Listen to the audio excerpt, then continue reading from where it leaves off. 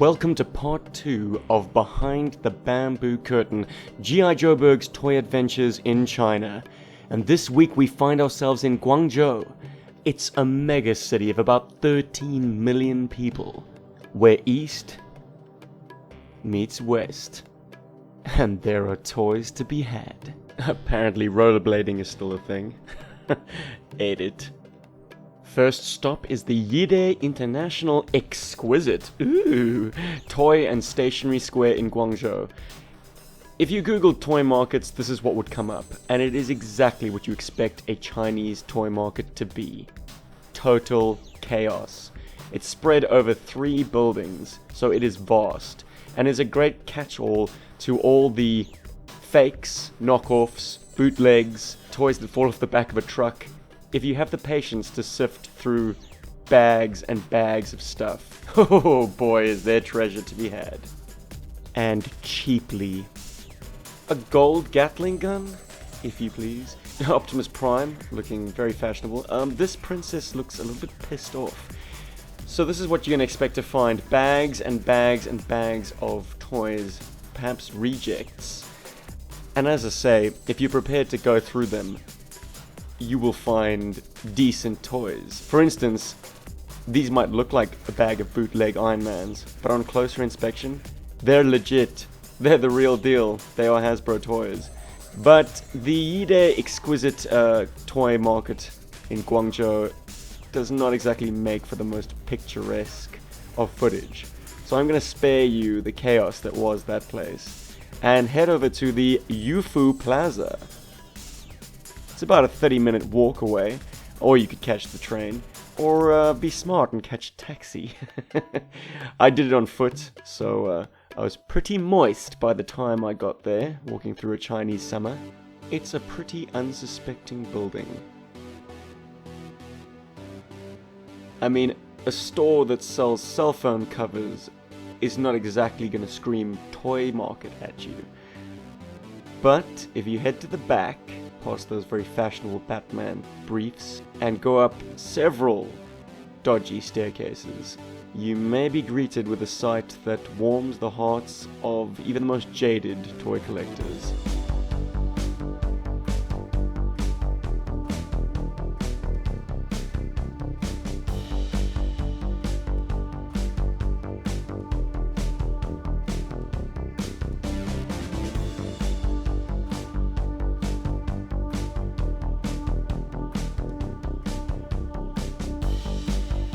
Question for the Transformers fans: should the Dinobots be a combiner or not?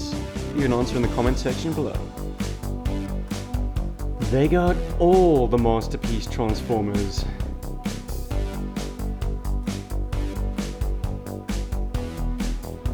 Boxed Acid Rain toys. It ain't Joe, but it's close enough.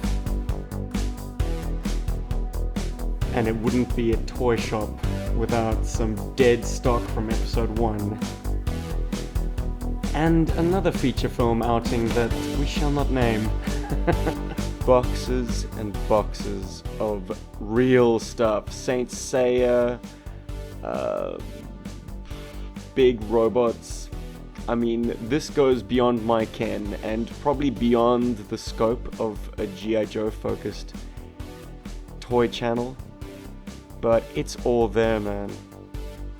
Oh yeah, Acid Rain, that stuff is it's pretty cool. I mean, if you're a G.I. Joe fan who likes to mix it up, mecha. Well-designed mecha. But of course, the best mecha of all, G1 Transformer reissues. You got a Fort Max, and a Fort Max, and another Fort Max? Yeah, every flavor of Fort Max you could possibly want.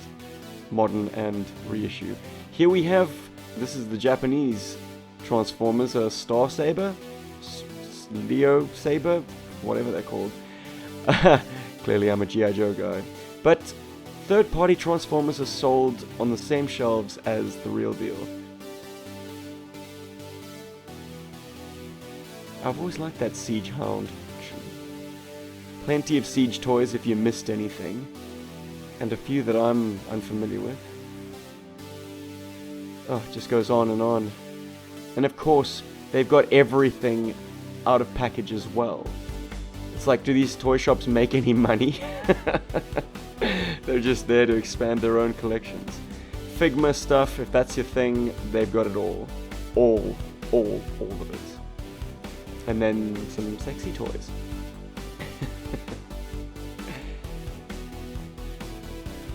If you're a One Piece guy, look no further. Oh, and if you're a Gundam fan, once again, look no further. It's exhaustive. They've got furry animals, if that's your thing. These guys are impressive. Revoltech now puts out a line called Amazing Yamaguchi. Pretty cool. A Toy Story fan? And Figmas are beautiful.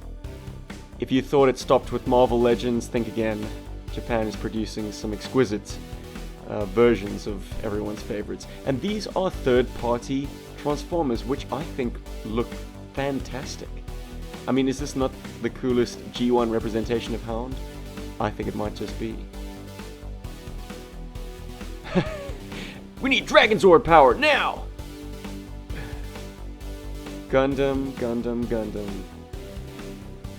Yeah, if it was my thing, I would have dropped a lot of dollars that day.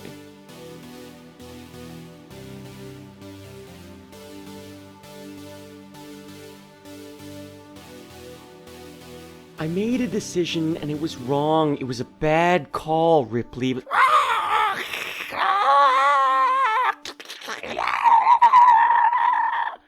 Poor Burke.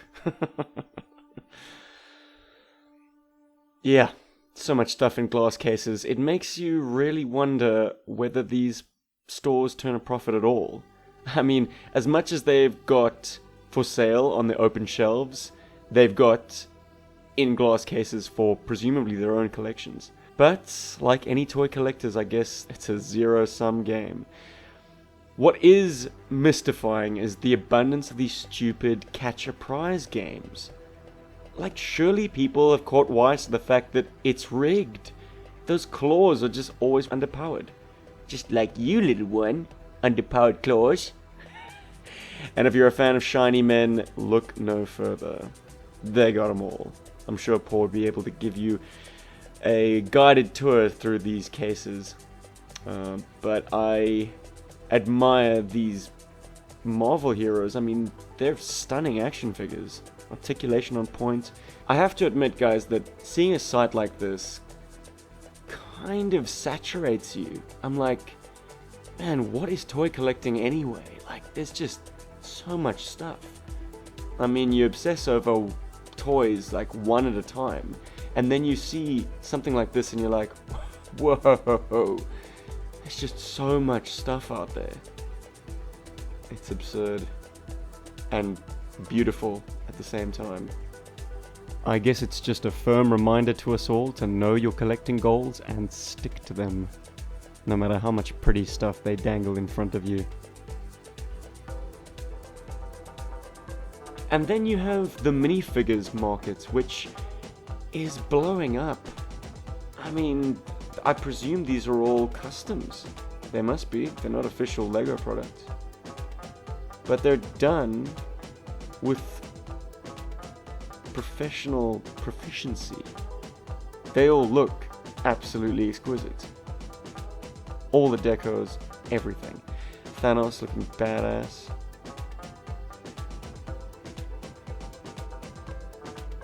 So there really is something for everyone here. Whether you're at the crossroads of LEGO and Marvel or DC, they've got a custom minifig for you. And then there is the super high-end stuff, statues and the like. I thought this Unicron was particularly exquisite. I mean, is it not the cover to the 1986 movie? I think so. But yeah, eat your heart out, HasLab. I don't know if you could get a better sculpt than that. Though it would be cool if it could transform. Oh, one snap to rule them all. And I do think that this one is scale correct, because I put my hand next to it and yeah, it's scale accurate. You could recreate Cap trying to hold on to it and stop Thanos. There are monitoring! Watch out. And if you're the 1 to 6 scale kind of guy, oh man, there's a lot of eye candy, a lot of inspiration. These are beautiful. Whoever's responsible for putting these together, I mean, okay, some of them are hot toys. Dutch, looking badass. But a lot of the military stuff, particularly, I suppose, is pieced together, parted together by 1 to 6 scale enthusiasts.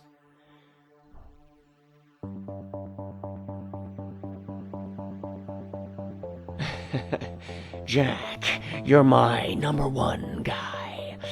Deadpool, want to explain those? Yeah, as I was saying, this stuff is mind-blowing. The attention to detail is worth zooming in on an iPhone. They use custom patches, the equipment.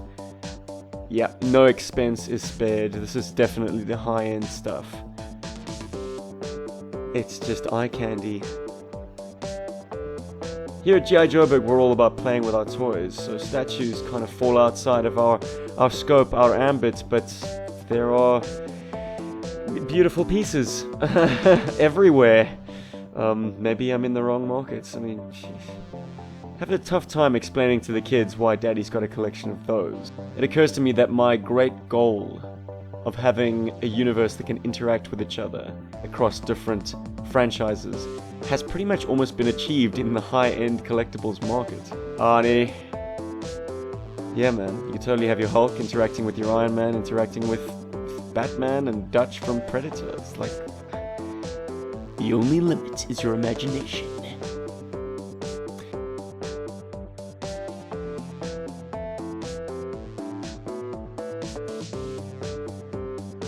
And if you need a little pick-me-up, there's a convenience store located inside the toy market. You can get some high sugar content goodies to pep you up, and some of them very appropriately packaged indeed. Oh, and if you need to pick up some detergent, there's plenty of that too. Oh man, that is a gorgeous looking Deathstroke. So DC is well represented as well, even if their films haven't done nearly as well.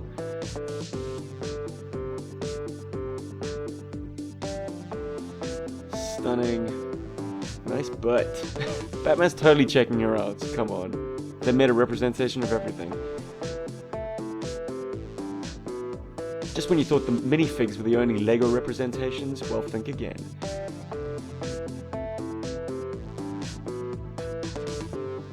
Little nod to Legoland. I'd really like to find a shield helicarrier in Legoland though. That'd be kinda cool. Probably the best use of those mini racer rigs. Now here we have an interesting selection of third-party Transformers which I think are my Transformers' dream scale and level of playability and G1 cartoon accuracy. For instance, that Hound transforms into that vehicle and that Hot Rod into that race car. And they're probably the same size as the G1 car robots, but they're all plastic construction, they're durable, I presume. And they just look so damn cool. Fully articulated, come in a nice window box. And as I say, I mean, if you can get that Chrome Dome and that Hot Rod transform into that, I'd say that's a winning hand when it comes to Transformer design. Kamen Rider, I guess? It's all here, buddy. They are beautiful action figures. I mean, fully articulated, paint apps are sharp. I don't even know who does these. Is it Figma? Probably. Revoltech? Maybe. Mazinga? I mean, statues, toys. Yeah. All your heart's desires in one glass case. All you Mazinga and Gundam fans out there. No, a tender family moment with Lady Deadpool choking the chicken. So I'm back in my hotel room after the epic toy adventure of today. I'm a little bit lubricated. And I know the question that you all want the answer to. After all that toy opulence, Steve, my boy, what did you buy? And the truth is, not much. I am a man of very humble tastes. All that flashy stuff doesn't really do it for me anymore. And I'm also a bit of a slave to scale. So I got some incredible deals on toys that I have often had a hankering for, but never clicked buy on. These are indies. Indiana Jones movie figures in the 3 3/4 inch scale. I think they have all their accessories, and they're not bad. These are the originals. These aren't fakes. They just are without any packaging. And that's okay with me, because I want to play. I'm the kind of guy who likes to collect movie protagonists in this scale. Something about having a complete universe of all the heroes of pop culture in a scale that can interact with each other. So Indy can lead the Joes into the jungle, you know, to raid some temple. A little bit of a break on Indy's hat, but the piece is right there and I could fix that lickety split. Looks like I got all their gear, and the best part, the price. These were, the entire bag cost me $1 US. I also dug into that Iron Man bag and pulled out 2 very nice samples. I think, I mean, my theory is that that bag contained factory rejects, while these guys are looking pretty sharp. There's a minimum of paint slop. I think these are pretty close to not being rejects. You know, I battled to find the actual issues with them, but they were $1 each. Oh my word. To think that back in the day, these were like, I don't know, $14 or $15 on card, and the accessories were pretty forgettable. So 2 Mark III Iron Mans, which I didn't have before. Yes, thank you very much. There'll be wingman to that Quinjet very shortly. I also pulled 2 of these guys. Winter Soldier caps. Missed them when they came out originally. They're very cool figures. Nicely articulated. We didn't know back then how good we had it, next to the kind of Marvel figures that they'd been shilling us in recent memory. I'm talking about the 5 POA types. And these were also $1 each. Why the duplicates, you ask? Yeah, you were totally asking that. Why the duplicates? Well, because I'm currently on tour with a friend of mine who brought her baby, and I'd very much like to be the first guy to gift him a Captain America and an Iron Man. I only managed to find one of these guys. This is Cap from Avengers.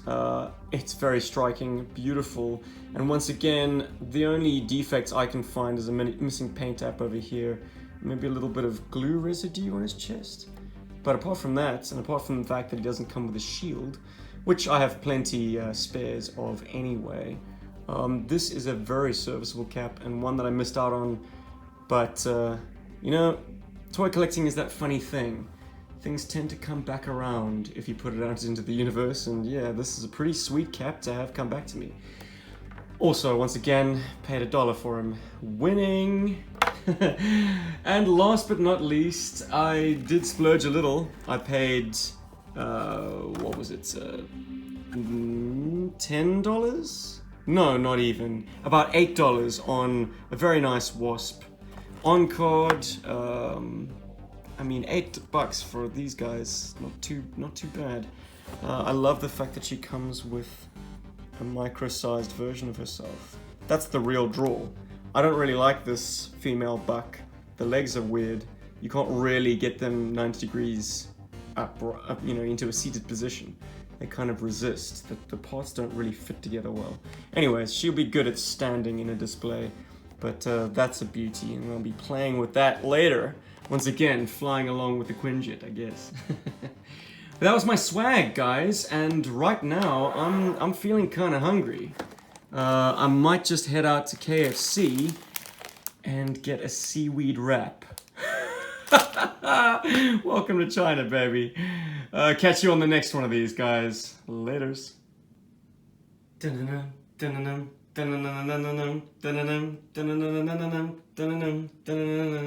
Da-da-dum-dum. Dr. Jones, you better come with us. Never bring a shield to a gunfight. Wasps. Why did it have to be wasps? I will say one thing about this rather dull Marvel Infinite series packaging. It's now perfect for throwing away.